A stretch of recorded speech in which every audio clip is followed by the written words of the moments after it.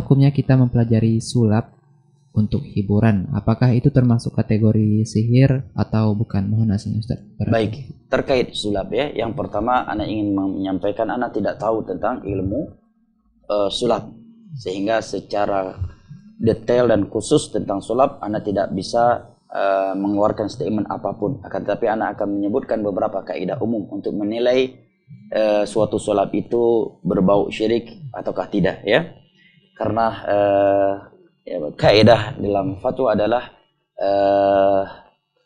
al-hukmu far'un an tasawwuri. Menghukumi sesuatu itu kita harus mengetahui gambarannya terlebih dahulu. Nah, ana nggak paham tentang sulap ya yang sesungguhnya ya, bagaimana. Akan tetapi apabila yang dimaksud dengan sulap tersebut sekedar trik-trik semata untuk menghibur orang lain tanpa ada ritual-ritual kesyirikan, bantuan-bantuan syaitan, tidak ada sajenan, jampi-jampian, sekedar trik-trik untuk menghibur orang lain, ya boleh-boleh saja selama tidak ada unsur dusta di dalamnya ya.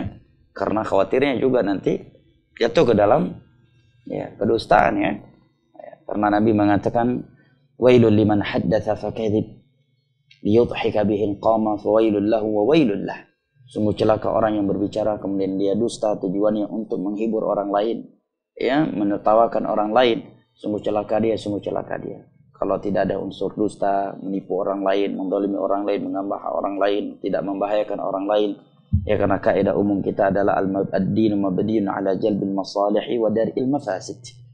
Agama ini dibangun untuk melakukan sesuatu yang maslahat dan menjauhi sesuatu yang mudarat. Maka hukum asal sesuatu adalah mubah. Tapi apabila sulap tersebut bukan sekedar trik, tapi memang ya ada unsur-unsur akidah di dalamnya, ada unsur-unsur sesajenan, ya, ada unsur-unsur ritual-ritual yang mengandung kesyirikan, jelas itu adalah sihir ya.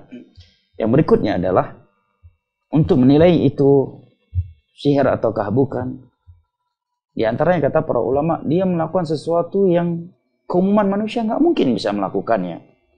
Ana pernah ceritakan waktu itu kepada Syekhuna Abdurrahman Al-Adini rahimahullah wa askanahu fasihah jannati ya, bahwa di Indonesia Syekh ada orang-orang yang mempunyai kekuatan dalam katanya, sehingga mereka bisa menarik truk dengan giginya, memakan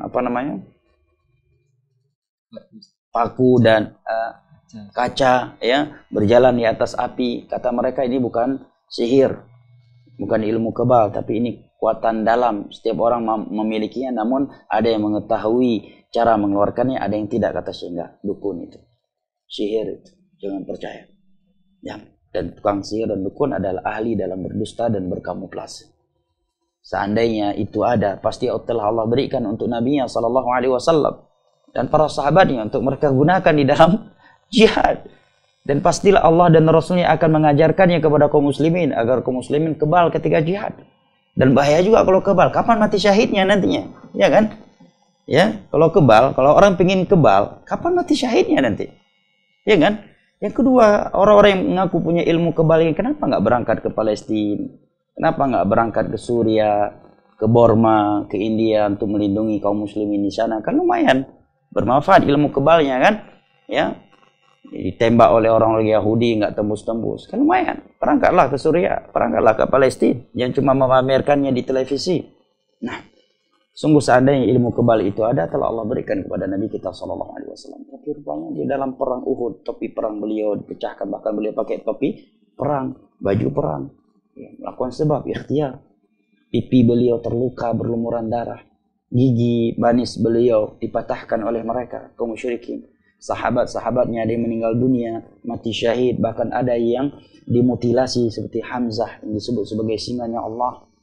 Sekian para sahabat ya meninggal dunia. Tidak ada ilmu kebal. Nabi naik kuda, ya, pakai hanggepayu, ya kan? Nabi ke Mekah, dari Mekah ke Madinah berjalan kaki naik turun gunung, kemudian sewa onta. Kenapa enggak langsung ke Madinah? Enggak, ya. Para sahabat Nabi juga demikian, pakai kuda, pakai. Kalau mereka punya ilmu kebal, tinggal terbang, ya kan? Jangan percaya. Pula ada yang bilang, oh beliau nggak pernah. Ketika ada yang kritik, kok nggak pernah ke masjid beliau ya? Pada rumahnya di samping masjid. Ada yang jauh, oh beliau sholatnya di Mekah. Kita nggak lihat. Kalau Jumat beliau Jumatnya di Mekah. Gimana nih Jumatnya di Mekah? Ya, sedangkan waktunya saja bedanya 4 sampai 5 jam waktu sholatnya. Jumat di sini saya sudah masih sholat duha di sana. Tapi sebagian orang percaya aja. Menunjukkan mahalnya hidayah dan mahalnya akidah yang lurus.